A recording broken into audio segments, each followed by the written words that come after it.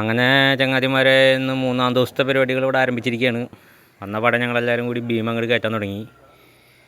ഇന്നലെ എല്ലാം തയ്യാറാക്കി വെച്ചിട്ടാണ് ഞങ്ങൾ പോയത്, പെയിൻ്റടി വരെ കഴിച്ചിട്ട്.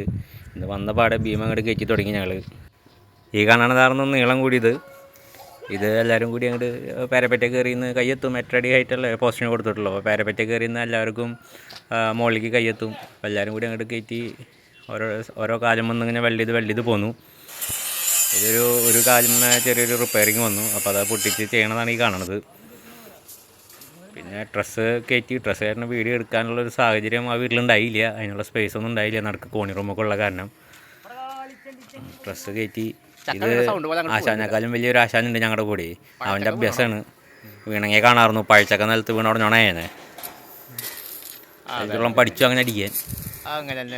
ചില സ്ഥലത്ത് കയ്യെത്താനും പറ്റില്ല, കയറാനും പറ്റാത്തടത്തൊക്കെ ഇങ്ങനത്തെ ചില സൂത്രപ്പണികളൊക്കെ എല്ലാവരും ഉപയോഗിക്കുന്നതാണ്. നമ്മളത് ചെയ്തെന്ന് മാത്രം.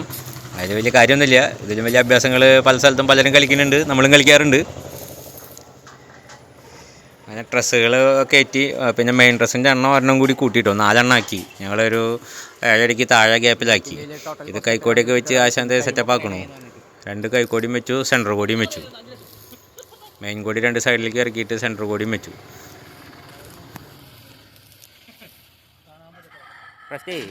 നീ എന്താ ലീവ് കൊടുക്കാത്ത?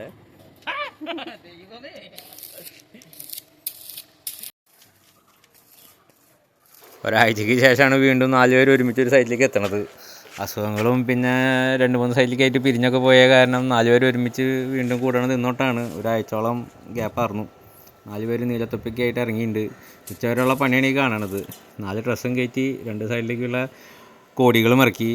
ചെറിയ കോടിയുടെ അളവെടുത്ത് അത് കട്ട് ചെയ്തിട്ടിട്ടേ ഞങ്ങൾ ചോറിന് ഇറങ്ങിയുള്ളൂ.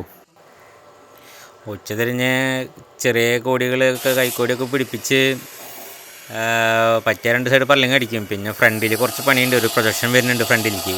അത് നാളെ.